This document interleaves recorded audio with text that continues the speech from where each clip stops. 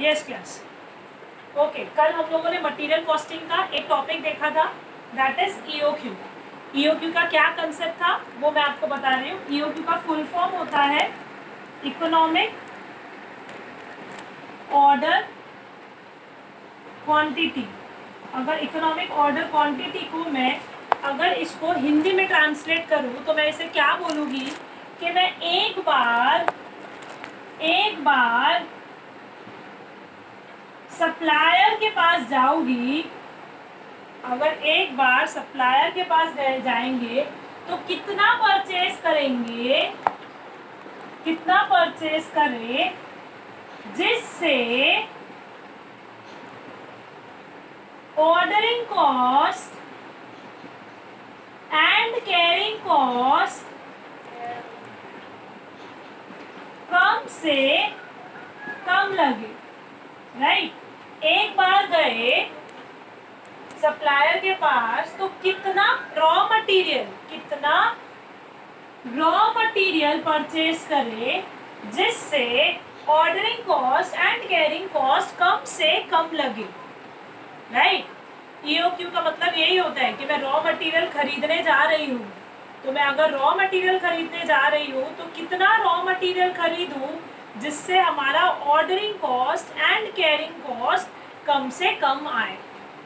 ठीक है, तो अब इससे मैंने आप लोगों को 2-3 फॉर्मूलाज भी बताए थे। किसी को फॉर्मूला में डाउट था? किसी को फॉर्मूला में डाउट था तो मैं वो डाउट क्लियर कर रही हूँ अभी। 2 into A into O divided by C. A stands for what?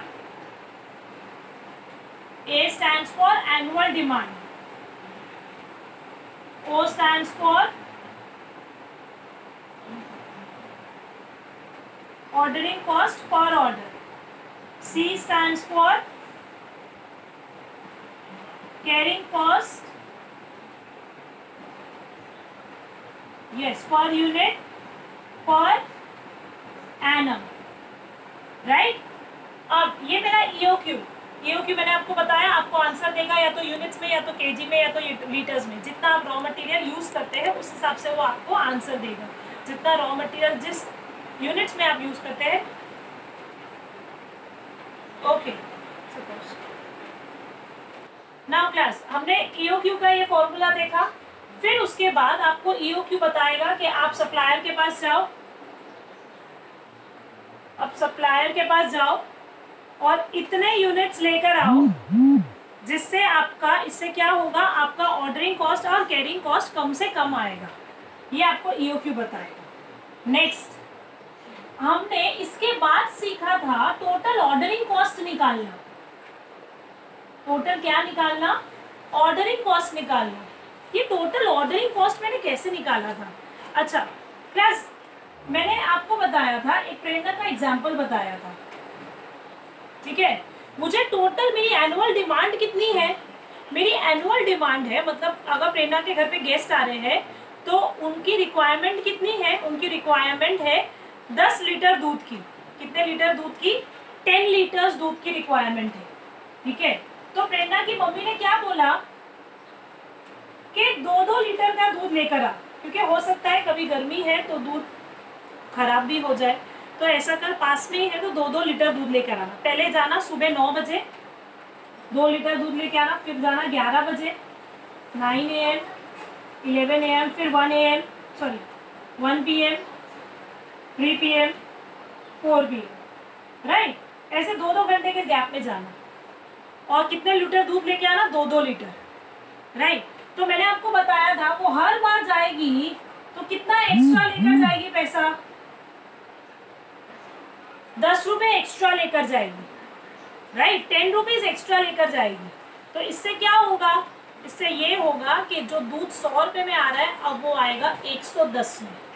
क्यों? बिकॉज उसका ऑर्डरिंग कॉस्ट का खर्चा जो है वो कितना है हर एक ऑर्डर पे? 10 रुपया, 10 रुपया, 10 रुपया, 10 रुपया। मतलब एक बार वो जा रही है तो कितना लेकर आ रही है क्लास? एक बार जा रही है तो वो 2 लीटर लेकर आ रही है। ऐसे वो कितनी बार जाएगी एनुअल डिमांड को पूरा करने के लिए? वो 5 बार जाएगी, तो ही उसका 10 लीटर उसके घर पे दूध आएगा। क्योंकि वो एक बार जाती है तो कितना लेकर आती है? सिर्फ 2 लीटर 2 लीटर 2 लीटर। ऐसा उसको 5 बार जाना पड़ेगा। वो 5 बार जाएगी तो ही उसकी रिक्वायरमेंट पूरी फुलफिल होगी, राइट। तो आपका जो टोटल ऑर्डरिंग कॉस्ट है वो हम लोग कैसे निकालते हैं? वो हम लोग निकालते हैं number of orders multiply by ordering cost per order. Okay, number of orders, कितनी बार वो गई, वो कितनी बार आपके लिए वो घर की रिक्वायरमेंट के लिए कितनी बार गई थी दूध वाले के पास दूध लेने? 5 बार गई, क्योंकि उसकी एनुअल डिमांड कितने लीटर की है? 10 लीटर की। तो उसको 5 बार जाना पड़ा, 5 बार नंबर ऑफ ऑर्डर्स, 5 बार उसने ऑर्डर प्लेस किया। और हर ऑर्डर पे वो कितना एक्स्ट्रा लेकर जाती थी? 10 रुपया। तो उसका टोटल ऑर्डरिंग कॉस्ट कितना आया? 50 रुपीज। टोटल ऑर्डरिंग कॉस्ट कितना आया? 50 रुपीज, राइट। अब सेम एक डाउट आया था कि मैडम ये नंबर ऑफ ऑर्डर्स हमने कैसे निकाले? एक डाउट आया किसी का कि ये नंबर ऑफ ऑर्डर्स कैसे निकाले? नंबर ऑफ ऑर्डर्स मतलब आपको कितनी बार ऑर्डर प्लेस करना पड़ेगा अपनी पूरी रिक्वायरमेंट को फुलफिल करने के लिए। अपनी पूरी रिक्वायरमेंट को फुलफिल करने के लिए, जिसको आवाज नहीं आ रही है वो एक बार एग्जिट करके फिर से एंट्री लो, लीव मीटिंग करके फिर से एंट्री लो, ताकि आपको आवाज आना शुरू हो जाएगा।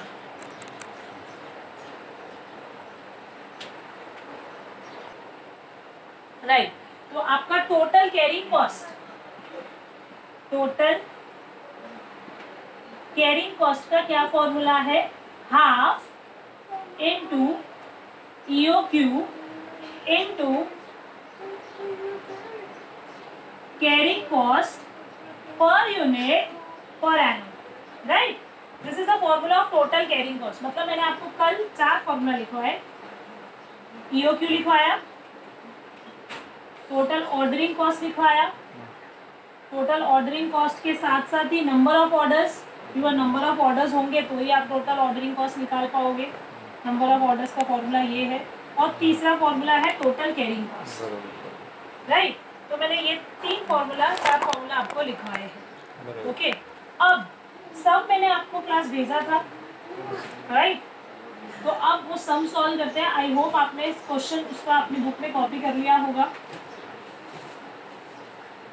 राइट। क्वेश्चन आपका कॉपी हो गया होगा। हम लोग अब डायरेक्टली उसका आंसर करेंगे। अच्छा क्लास 1 थिंग, एक चीज याद रखना, आपको इलस्ट्रेशन नंबर भी आता है साथ में, राइट। आपका इलस्ट्रेशन नंबर भी जब मैं आपको भेज रही हूँ तो इलस्ट्रेशन नंबर आता है साथ में। डोंट पुट सीरियल नंबर 1 2 3 4 मत लिखना अपनी बुक में, जो इलस्ट्रेशन नंबर है वो लिखना, इससे कंफ्यूजन नहीं होगा आपको। जैसे हम लोग सॉल्व कर रहे हैं अभी इलस्ट्रेशन नंबर 4, ठीक है। आपका फर्स्ट ही सम मैंने जो आपको भेजा था इलस्ट्रेशन नंबर 4, आप अपने क्वेश्चन में जब आप अपनी बुक में नोट बनाएं तो आप इलस्ट्रेशन नंबर 4 करके लिखें, ठीक है, बिकॉज आपका क्वेश्चन नंबर 4 है। Okay, don't put serial order मत डालना। From the following particulars find out economic order quantity. Following particulars, what you have to find out? You have to find out economic order quantity. ठीक है, तो हम लोग EOQ निकालते हैं। EOQ का क्या formula? 2 into A into O divide by C। क्या फॉर्मूला है? 2 into A into O divide by C under root. ये है EOQ का फॉर्मूला। क्लास लास्ट एग्जाम में आपको खाली EOQ 8 मार्क में पूछा गया था। 8 मार्क में EOQ और 2 मार्क में नंबर ऑफ ऑर्डर्स निकालना था। 10 मार्क का ये सम आया था। 8 मार्क का EOQ और 2 मार्क का नंबर ऑफ ऑर्डर्स, तो 10 मार्क में ये सम आया था लास्ट पेपर में। ओके, तो ईओक्यू हम लोग कैसे निकालेंगे? Let's see the question. उसमें क्या दिया है? Annual demand plus annual demand आपको डायरेक्टली दे दी। एनुअल डिमांड कितनी है मेरी? 12,000 यूनिट्स। ठीक है, फिर क्या बोला है? एनुअल डिमांड के बाद ऑर्डरिंग कॉस्ट। ऑर्डरिंग कॉस्ट भी दिया है। कितना दिया है ऑर्डरिंग कॉस्ट? 90 पर ऑर्डर। मुझे ऑर्डरिंग कॉस्ट पर ऑर्डर ही चाहिए होता है, तो ऑर्डरिंग कॉस्ट पर ऑर्डर कितना है? 90 रुपीज। ओके, फिर आपको क्या दिया है? इन्वेंटरी कैरिंग कॉस्ट, मतलब संभालने का खर्चा। Inventory carrying cost per annum, per annum दे दिया है। कितना दिया है? 15 रुपीज। ठीक है, inventory carrying cost per annum. तो ये सब चीजें एक ही बार में आपको दे दी, आपको कुछ भी फाइंड आउट नहीं करना है। ठीक है, वैसे कभी कभार इसमें भी वो लोग कंफ्यूज करते हैं, लेकिन दे दिया है तो वेरी गुड। तो 2 into annual demand is 12,000 multiply ordering cost is 90 divide by carrying cost is 15। Okay, तो पहले सबको मल्टीप्लाई करेंगे, फिर डिवाइड बाय 15। लेट्स सी कितना आता है। 2 multiply bye 12,000 into 90 divide by 15, 1,44,000 आया आपका आंसर। अब ये 1,44,000 को पहले फिर उसके बाद अंडर रूट करना है। अंडर रूट करके कितना आ रहा है? समथिंग पॉइंट्स में आ रहा है 379.47 आ रहा है। तो आप ठीक है, आप अप्रोक्स भी कर सकते हो 379 यूनिट्स, क्योंकि आपका ये जो 12,000 एनुअल डिमांड वो यूनिट्स में था, तो 379 यूनिट्स ब्रैकेट में लिख देना अप्रोक्स। राउंड फिगर भी कर सकते हो तो भी चलेगा। अगर आप ये लिख रहे हो तो 379 यूनिट्स ब्रैकेट में लिख दो अप्रोक्स। समझा? यही क्वेश्चन पूछा था 8 मार्क्स में, सिर्फ ईओक्यू। हाँ, इसमें 8 मार्क में क्या है वही तो मैं आपको बता रही हूँ। आ सकता है लास्ट क्वेश्चन, लास्ट आपके एग्जाम में यही आया था। लास्ट एग्जाम में यही आया था, मैंने पेपर चेक किया, मुझे अच्छे से ध्यान है। 8 मार्क में ये आया था आपका। ठीक है, 8 मार्क का था और 2 मार्क का था नंबर ऑफ ऑर्डर्स। आप अपना पेपर चेक करो, लास्ट ईयर के पेपर में कभी अगर सिलेबस हो जाएगा थोड़ा बहुत तो मैं आपको बताऊंगी कि इतना इजी आया था 8 मार्क में। अब बताओ, इसमें अगर कोई मिस्टेक करके आए तो मेन चीज़ ये होती है कि उनके कंसेप्ट ही क्लियर नहीं है, सिर्फ फॉर्मूला डालना है। इसमें आपने दिमाग लगाया नहीं।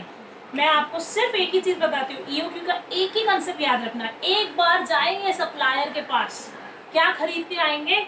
रॉ मटेरियल खरीद के आएंगे, जिससे मेरा ordering cost and carrying cost कम से कम आएगा। बस ये सेंटेंस मैं जितने साल से पढ़ा रही हूँ उतने साल से वही चीज़ बता रही हूँ, और वो चीज़ मेरे सारे बच्चों को याद रहती है। कभी भी किसी पूछो व्हाट इज ईओक्यू, एक बार गए तो कितना सामान लेकर आए, कितना रॉ मटेरियल लेकर आए, जिससे ordering cost and carrying cost कम से कम लगे। ओके, तो ये मेरा आया ईओक्यू। मतलब मैं एक बार रॉ लेने जाऊंगी, सप्लायर्स के पास खरीदने जाऊंगी, तो कितने यूनिट्स लेकर आऊंगी? 379 यूनिट्स। आप अगर 300 400 लेकर आओगे तो कुछ कुछ यूनिट्स खराब हो जाएंगे आपके, बिकॉज आपको आपका स्टोरेज या जो आपका गोडाउन है उसमें सिर्फ 380 यूनिट्स ही आप स्टोर कर सकते हो। ठीक है, इसमें आपका ऑर्डरिंग कॉस्ट और कैरिंग कॉस्ट कम से कम आएगा। ठीक है, मतलब आप एक बार सप्लायर के पास जाओगे तो कितना रॉ मटेरियल खरीद के लाओगे? 379। अब सेकेंड क्वेश्चन देखते हैं। सी सम नंबर 5, इसी के बाद का सम था। Don't put serial number. अपने बुक में please I request serial number मत डालना, 1 2 3 मत डालना। जो इलस्ट्रेशन नंबर है जो मैं आपको भेज रही हूँ वो इलस्ट्रेशन नंबर डालना। ओके, 4 और 5 मैंने आपका 4 करवाया, 5। आज हम तीनों क्वेश्चन सॉल्व करेंगे। Will solve 3 of the question, तीनों क्वेश्चन सॉल्व करेंगे और आपको क्लियर हो जाएगा कि ईओक्यू का क्या कंसेप्ट है। ओके, फिफ्थ वाला question, from the following information calculate EOQ. Again I have to calculate what? I have to calculate EOQ. EOQ equals to 2 into A into O divide by C, that is EOQ। ठीक है, तो मैं यहाँ पर नीचे सारी चीज़ें लिखूंगी। एनुअल, ये मेरा यहाँ पर एक सम खत्म होता है। एनुअल डिमांड, ना एनुअल डिमांड लेट्स सी कितनी है। अच्छा क्लास आपको दिया है सेमी एनुअल कंजम्पशन। सेमी मतलब आधा, सेमी मीन्स व्हाट, आधा, आधे साल का कंजम्पशन कितना है 6000 यूनिट्स, आधे साल का। तो जब आधे साल का कंजम्पशन 6000 यूनिट्स है तो पूरे साल का कितना होगा,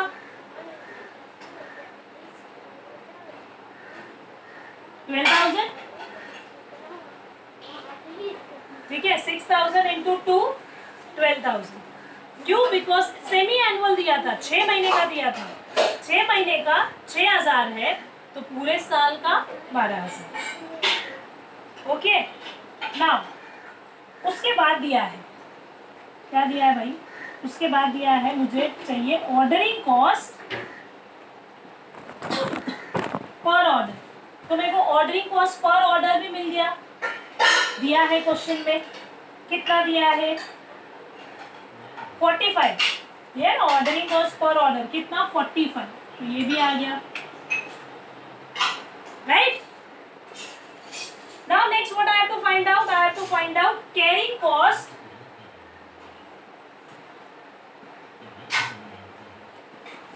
पर यूनिट पर एनम, ये भी ढूंढना है मुझे। अच्छा इस वाले सम में, सम नंबर 4 में आपको डायरेक्टली दिया था inventory carrying cost per annum 15 रुपए। अब जो सम नंबर 5 है इस वाले सम में आपको डायरेक्टली नहीं दिया है, तो कैसे दिया है, आपको दिया है क्वार्टरली कैरिंग कॉस्ट, इस बार परसेंटेज में दिया है, मुझे परसेंटेज में नहीं चाहिए, मुझे रुपीज में चाहिए। Carrying cost per unit per annum मुझे रुपीज में बताओ, परसेंटेज में नहीं चाहिए, उन्होंने परसेंटेज में दे दिया।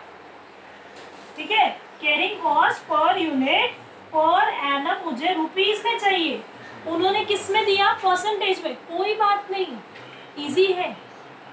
जब कभी वो लोग कंफ्यूज करने के लिए आपको परसेंटेज में देंगे तो सबसे इजी, आपको वो हिंट देंगे परचेज प्राइस कि आप अपना रॉ मटेरियल कितने में खरीद के आते हो, what is the purchase price of the unit, दिया है देखो purchase price of the unit कितना दिया है 25 रुपीज। ठीक है, तो ये 25 आया, इसको मल्टीप्लाई करेंगे किससे, कैरिंग कॉस्ट जो परसेंटेज में दिया है, कैरिंग कॉस्ट परसेंटेज वाला। वापस से बता रही हूँ, जब आपको directly inventory carrying cost per unit per annum नहीं दिया जाएगा तो आपको परसेंटेज में बोला जाएगा, तो कोई टेंशन नहीं, वो परसेंटेज को मल्टीप्लाई कर दो किससे, परचेज प्राइस से। समझ में आया, वो परसेंटेज को किससे मल्टीप्लाई कर दो, परचेज प्राइस से। आपको परचेज प्राइस क्वेश्चन में दिया जाएगा, मतलब इस बार कान उल्टे पकड़े हैं, डायरेक्टली नहीं देंगे वो आपको परचेज प्राइस दिया जाएगा। हाँ मुझे परचेज प्राइस तो दिया है, कितना दिया है परचेज प्राइस, मुझे परचेज प्राइस दिया है 25 रुपीज,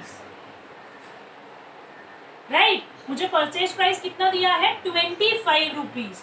अब ये 25 रुपीज को मैं मल्टीप्लाई करूंगी किससे, कैरिंग कॉस्ट के परसेंटेज से। लेकिन मैं यहाँ पर कंफ्यूज हूँ, कैरिंग कॉस्ट का परसेंटेज जो है वो किस में दिया है, क्वार्टर में दिया है, किसमें, क्वार्टर में दिया है, तो उसको पहले एनुअली करो। यहाँ पर बहुत सारे डाउट्स, क्वार्टरली मतलब कितना, कितने महीने का है। अच्छा एक क्वार्टर में कितने महीने होते हैं, 1 क्वार्टर में कितने महीने,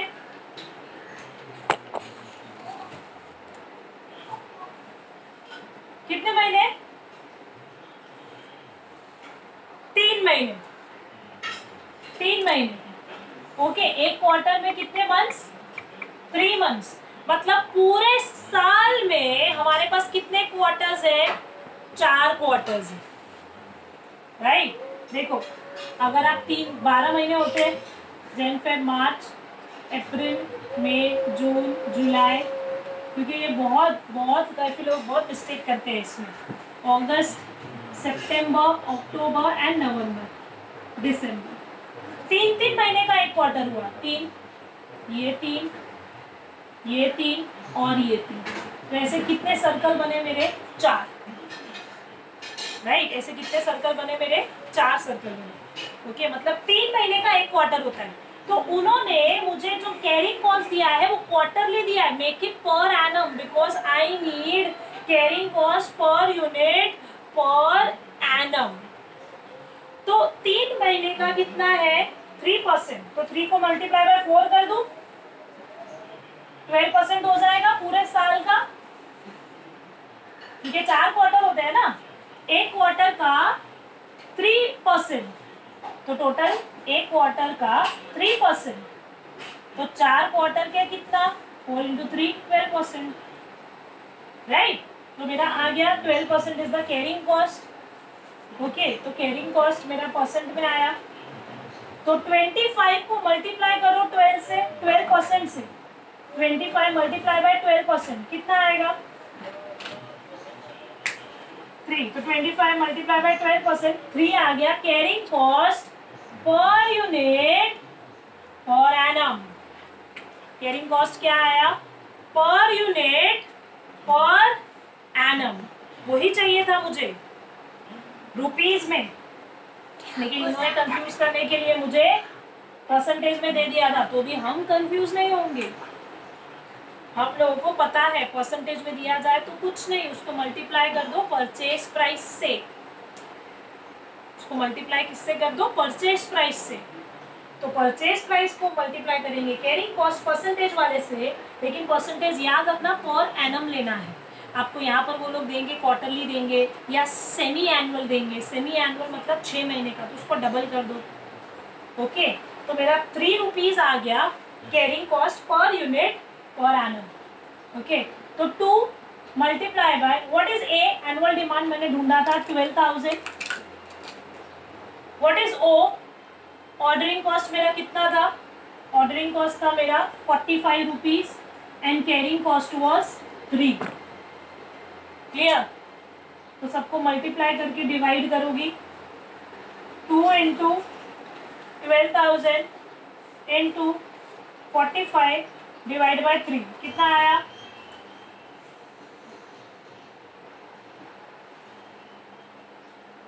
3,60,000। अब इसको अंडर रूट करेंगे, 600 यूनिट्स, मतलब मैं एक बार जाऊंगी सप्लायर्स के पास तो कितना रॉ मटेरियल खरीद के लाओगी? 600 यूनिट्स। इससे कम लाओगे तो भी आपको नुकसान है, इससे ज़्यादा लाओगे तो भी आपको नुकसान है, क्योंकि EOQ आपको एग्जैक्ट आंसर देगा कि आप रॉ मटेरियल सप्लायर से कितना खरीद कर लाओगे जिससे आपका ऑर्डरिंग एंड कैरिंग कॉस्ट कम से कम आए। समझा? Any doubts? Clear? I repeat once again, कभी भी कैरिंग कॉस्ट परसेंटेज में दिया जाए तो you don't have to worry, ये परसेंटेज को चुपचाप मल्टीप्लाई कर दो परचेज प्राइस के साथ, वो क्वेश्चन में दिया जाएगा। मतलब purchase price multiply by carrying cost percentage वाला, तो आपको carrying cost per unit per annum में आ जाएगा। और परसेंटेज पर एनम लेना, इस क्वेश्चन में परसेंटेज कैसे दिया था आपको? इस क्वेश्चन में परसेंटेज दिया था आपको क्वार्टरली, तो मैंने उसको पहले पर एनम में कन्वर्ट किया। ठीक है, एक साल में 4 क्वार्टर्स होते हैं। आप बड़े बहुत हो गए हो, लेकिन कहीं ना कहीं मिस्टेक ये वाली करके आते हो कि एक साल में कितने क्वार्टर्स है, यहीं पर कई कोई बोलता है 3 क्वार्टर, तो 4, नहीं, आपके 3 महीने का एक क्वार्टर होता है, तो ऐसे 4 क्वार्टर्स बनते हैं। ठीक है, तो 4 क्वार्टर्स होंगे, तो 3 को मैंने मल्टीप्लाई बाय 4 किया तो मेरा आ गया 12%, तो 25 इंटू 12%, तो आपका 3 रुपीज़ आ गया carrying cost per unit per annum. Any doubts class? आपका ये sum number 4, this one is your sum number 5। I take a rest of 2 minutes, आपको 2 मिनट्स में टाइम दे रही हूँ, कॉपी कर लो।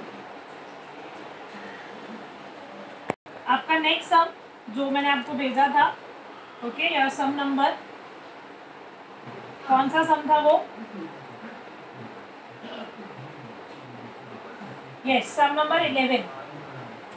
ओके, अब ये सम नंबर 11 में थोड़ा सा ध्यान देना, ठीक है। सम नंबर जो 11 है आपका, उसमें थोड़ा सा ध्यान देना क्योंकि अलग है वो, और इसमें आपसे बहुत सारी चीजें पूछी भी हुई है, ठीक है। आपको जो मैंने कल सिखाया ना, वो पूरी चीजें इसी में पूछी हुई है। देखते क्या है सम नंबर 11 में। X limited manufacturing a special product Z. X limited एक स्पेशल प्रोडक्ट बनाता है, उसका स्पेशल प्रोडक्ट का नाम है जेड, ZED, राइट। आपका स्पेशल प्रोडक्ट का नाम क्या है? Z. Okay, and provides you the following information. क्या इंफॉर्मेशन दी? डिमांड ऑफ जेड, ये जो डिमांड है ना जेड की, कितनी है? 1000 पर मंथ। कितनी है demand? 1000 per month.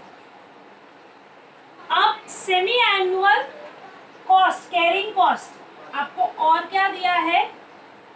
Semi annual carrying cost, ये भी दिया है। सेमी एनुअल मतलब आधे साल का, कितना दिया है? 6%। तो पूरे साल का कितना? 12%। मैंने आपको अभी भी बताया, कभी कभी वो लोग कैरिंग कॉस्ट परसेंटेज में देते हैं, तो आपको अगर आधे साल का दिया है, लास्ट सम में कैरिंग कॉस्ट क्वार्टरली दिया था, तो भी मैंने उसको पूरे साल का किया। अभी सेमी एनुअल दिया है, तो भी मैं उसको पूरे साल का करूंगी परसेंटेज में। Okay, next what is given. अच्छा, मैं आपसे एक क्वेश्चन पूछती हूँ आगे का पढ़ने से पहले। अच्छा, हम लोग EOQ किसका निकालते हैं? हाँ बोलो, हाँ पूछो ना। तो रखो ना अपना कैमरा ऑन।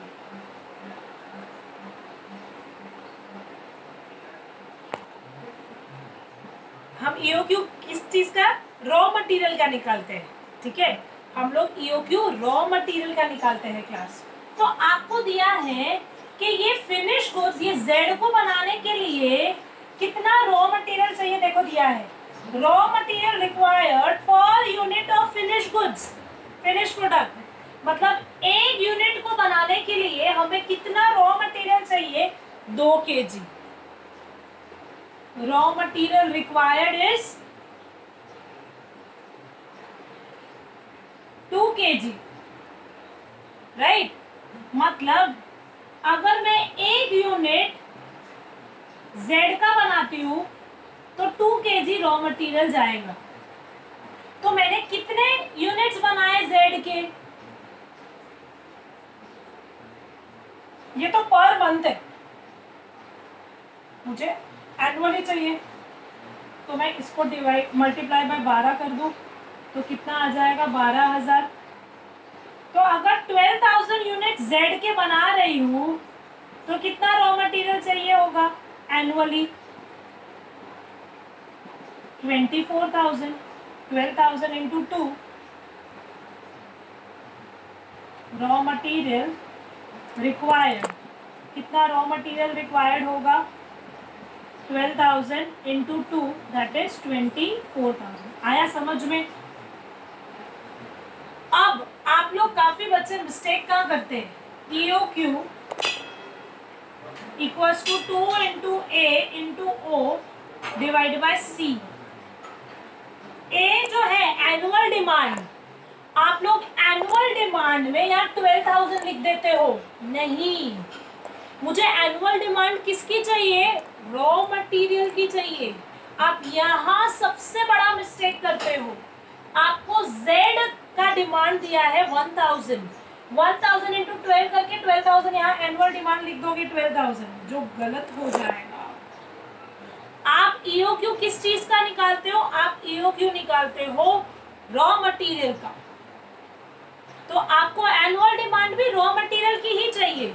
ये Z को बनाने के लिए कितना रॉ मटेरियल चाहिए? हमें Z को बनाने के लिए 2 kg रॉ मटेरियल चाहिए।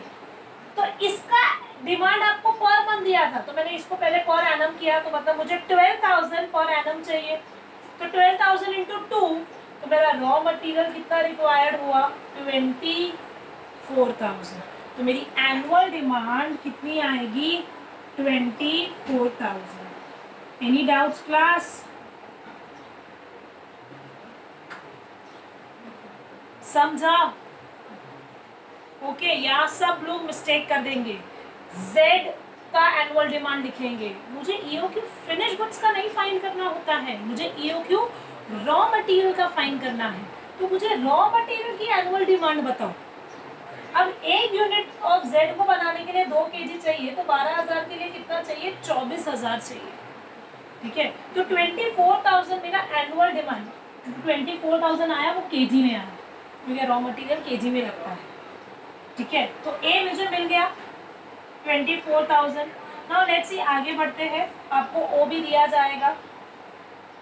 ऑर्डरिंग कॉस्ट पर ऑर्डर दिया है 90 रुपीज, तो मेरा ऑर्डरिंग कॉस्ट पर ऑर्डर आ गया। ऑर्डरिंग कॉस्ट पर ऑर्डर कितना आया, ordering cost per order 90 rupees, तो multiply by 90। Now what is C? C stands for carrying cost per unit per annum। अच्छा, इस बार क्या इन्होंने क्वेश्चन में directly carrying cost per unit per annum दिया? नहीं दिया। इस बार फिर से इन्होंने कैरिंग कॉस्ट कैसे दिया, परसेंटेज में दिया है, तो भी कोई प्रॉब्लम नहीं है। परसेंटेज को हम लोग किससे मल्टीप्लाई कर देंगे, परचेज प्राइस के साथ। क्वेश्चन में आपको परचेज प्राइस दिया जाएगा, देखो दिया है 25 kg दिया है ना, ₹25 पर kg। तो मैं परचेज प्राइस को मल्टीप्लाई करूंगी कैरिंग कॉस्ट के परसेंटेज से। तो 25 आपका परचेज प्राइस और कैरिंग कॉस्ट का परसेंटेज 6% दिया था क्वेश्चन में, लेकिन वो सेमी एनुअल था, हमें पर एनम चाहिए होता है, तो उसको मल्टीप्लाई बाय 12%। तो 25 मल्टीप्लाई बाय 12% कितना आएगा, 3 आया समझ में? तो मैंने कैरिंग कॉस्ट भी निकाल लिया 3, सबको मल्टीप्लाई डिवाइड और under, that is 2 multiply bye 24,000 multiply by 90 divide by 3। Answer आया 14,40,000 अंडर। तो आपका आंसर आया 1200 kg। मतलब आप एक बार में कितना kg लेकर आओगे, हम एक बार में 1200 kg लेकर आएंगे, खरीद कर लाएंगे। किससे खरीदेंगे, सप्लायर से, जो हमें बेच रहा है। आया समझ में? क्लियर सबको? Calculate, what you have to calculate first, EOQ जो हमने निकाला। EOQ हमने कैसे निकाला, क्लियर हुआ? मैं इस चीज़ को रख कर रही हूँ बिकॉज ये आपकी वर्किंग है, ये आपकी वर्किंग है, ये आपका मेन पार्ट था। ओके, हमने कैसे किया, 24,000 कैसे आया, समझ में आया? आपको एक यूनिट को वापस से बता देती हूँ, एक यूनिट ऑफ Z को बनाने के लिए आपको 2 kg चाहिए। ओके, तो मेरे Z की डिमांड कितनी है, 12,000 यूनिट्स है, तो उसके लिए कितना kg चाहिए होगा, दैट इज 12,000 मल्टीप्लाई बाय 2, कितना आया, 24,000। तो ये वर्किंग मैंने आपको बता दी ताकि आपको ध्यान रहे कि हमने 24,000 कैसे निकाला। ठीक है, एनी डाउट क्लास? आगे बढ़े। फिर मेरे को एक पार्ट पूछा था इकोनॉमिक ऑर्डर क्वांटिटी, जो मैंने निकाल लिया। बी वाला पार्ट 11 सम में एक वाला पार्ट आ गया। अब बी वाला पार्ट क्या था, टोटल निकालना है किसका, annual carrying cost and ordering cost of that quantity. मैंने आपको बताया आपको टोटल कभी कभी पूछा जाएगा, total ordering cost and total carrying cost. ठीक है, तो टोटल पहले ऑर्डरिंग कॉस्ट निकालती हूँ। ऑर्डरिंग कॉस्ट क्या फॉर्मूला है ऑर्डरिंग कॉस्ट निकालने का, अगर मुझे ऑर्डरिंग कॉस्ट चाहिए तो number of orders multiply by ordering cost per order, right. Total ordering cost निकालने का क्या formula, number of orders multiply by ordering cost per order. Okay, now class यहाँ पर ध्यान दो। अब अगर मैं आपको बहुत लेमन वाली लैंग्वेज में बताऊं तो आपकी टोटल एनुअल डिमांड कितनी थी? What was your annual demand? What was your annual demand? 24,000 kg, ठीक है। 24,000 आपकी एनुअल डिमांड थी कि आपको पूरे साल में 24,000 kg चाहिए तो ही आप Z बना पाओगे, वरना Z नहीं बना पाओगे, ठीक है।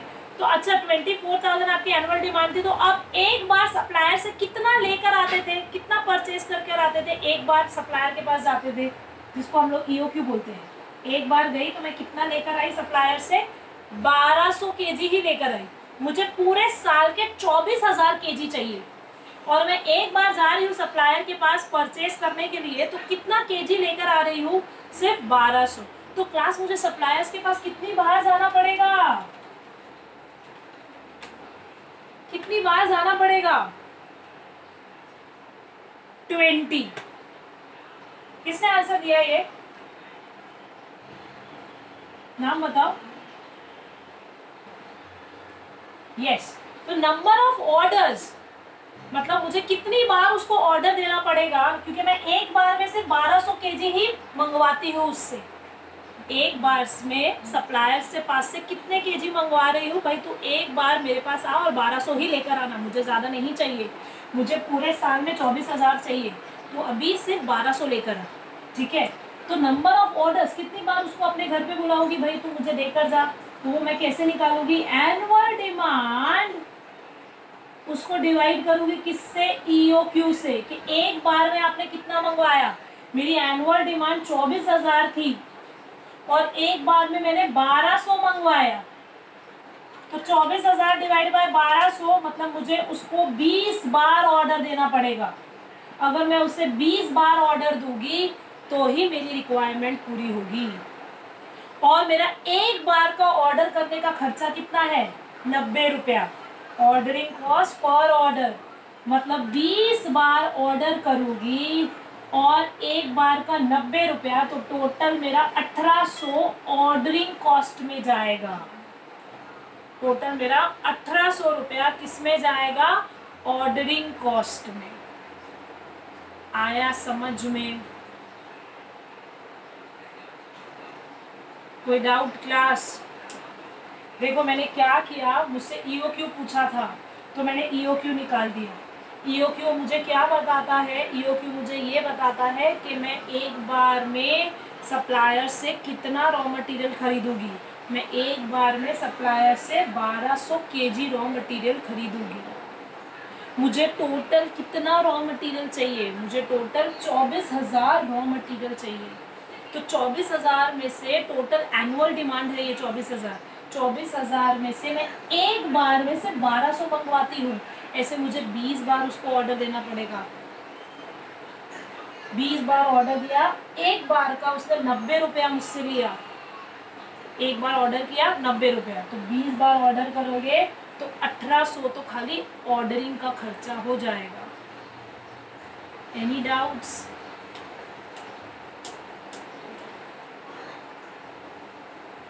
Any doubt class? Okay, next मुझसे क्या पूछा था?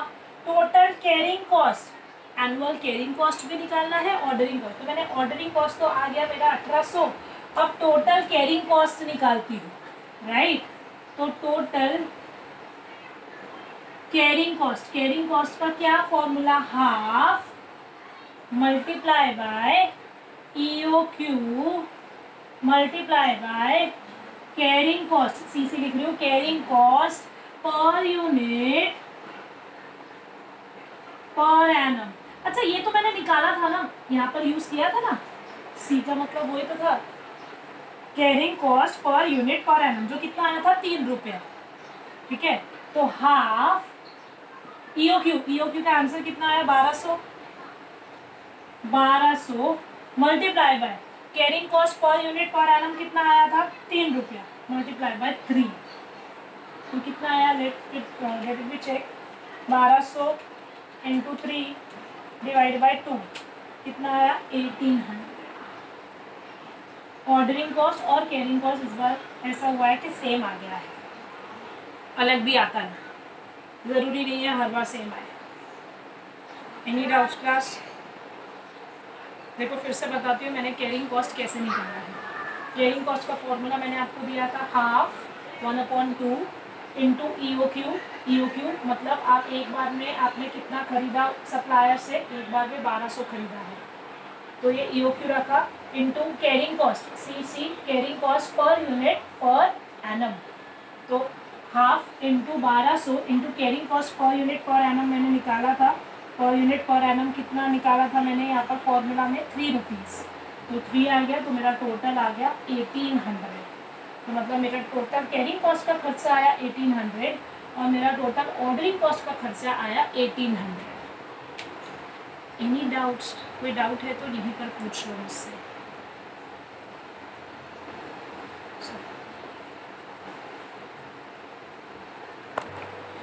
यस क्लास, अब आपने ये पूरा प्रॉब्लम सॉल्व कर लिया। इसमें आपको कोई डाउट हो तो आप मुझसे पूछ सकते हैं, ठीक है। कल फिर से हम लोग ईओक्यू ही सॉल्व करेंगे, ठीक है। अभी आपका लेक्चर यहीं पे ख़त्म हो रहा है, आपका ईओक्यू कल फिर से सॉल्व होगा विद द अनदर प्रॉब्लम्स, ठीक है। Good bye class.